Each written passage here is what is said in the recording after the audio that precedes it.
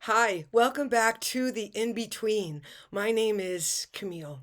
We are on a journey between what was and what is yet to be. We are moving through the terrain of change, transformation, and rebirth. It's been an amazing journey so far. You've learned about the change cycle, what you actually go through when you're going through change.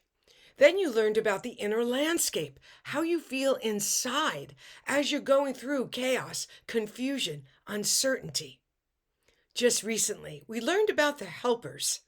Really exciting to realize, oh, great, there is guidance along the way. There are guides along the way as well. And turns out there's an inner knower that is always seeking to help us navigate this path of transformation. Now we've arrived at the invitation because change is always inviting us to look at things from a different perspective. For sure, in the new design model, we want fresh perspectives. We want new definitions. We are here to reimagine our lives and how we can live them. And so we carry all the great information from the new design model into this journey that is the in between. And as a result, we're moving through it more mindfully. We feel more empowered. And now we're going to have the opportunity to challenge the beliefs that we hold individually and collectively about how we were told life should be. As I always like to say, try not to should on yourself too much. So let's begin with a fabulous invitation. Let it be unfinished. In the old design model, we are obsessed with endings, myself included. I certainly talk a lot about rituals. However, one of the things I've learned along the way is that sometimes you cannot get closure. Sometimes things remain unfinished for a long time. In the old design model, if you had that experience, chances are you waited. You waited for things to be reconciled. You waited to have closure. The idea of doing ritual on your own without the other person or people involved, well, what kind of closure is that? It didn't make sense.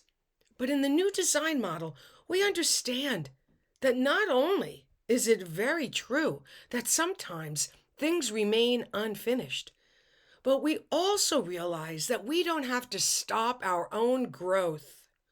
We don't have to stop or pause our own journey until everything comes full circle.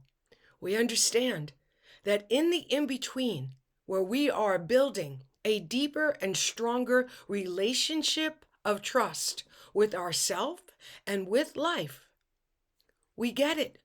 It takes trust to really believe that you can go forward, even though something isn't complete. And the good news is, you've got that trust. You're building that trust. I know there's something in you, this moment that you're at right now, in which this information is resonating with you and makes total sense. Maybe you too have recently realized, especially during the year of the snake, where we've been shedding all this programming and all these ways in which we were living for everybody else but ourselves. Maybe too, you too have realized, oh my goodness, I was waiting for permission from my family, my partner, the outside world, society, my church, you name it, my job, before I moved forward. Maybe you're realizing, oh my goodness, here I was all this time not going forward with my life because I thought I had to get closure with this person about this thing because that's what I was told before I could move forward. It is such a game changer to realize that you can indeed let things be unfinished. Now, if you step into that, and I hope you do, it may feel wrong. And that's totally natural. Just know that it's not wrong as much as it's new. And anything new to the mind definitely feels wrong. Why? Because it has no reference point. It can't look in the past. It can't turn behind and say, oh, yeah, I remember that last time we let it be unfinished, so it's okay. We can just go. No. It says, oh, hold on a second. What are you doing? You can't go forward. You can't continue on. You got to fill in the blank. You got to get closure. You got to talk to them. You got to write that letter, that email. You got to make that phone call. You got to send that text. You got to wrap this up. Well, maybe, maybe not. Maybe we let the universe step in and assist us. Maybe we call on our helpers to take from us what we're unable to close and bring closure to on our own. Now, I also say this about ritual. If that's the case, you still can do ritual.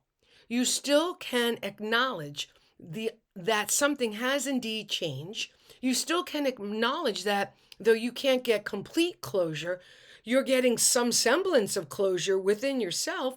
And you can also ritualize your willingness to take the next step anyway. You do not have to have closure in order to keep walking through the in between. Because here's what also may very well happen. And maybe you've already had this experience where you let something be. You just let it be.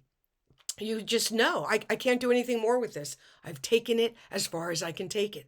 You put it down, or as I like to say, I put it on the altar to be altered by a power greater than my own. And while it's there, I continue on. And sometimes as you're journeying forward, guess what? That person, those people, that situation comes rushing forward and is ready for that closure, is ready for that conversation, is ready to join you in that ritual. And when that happens, it is such a sweet demonstration of the value of trusting what you can't see, trusting the mystery of what needs to be unfinished until the time is right.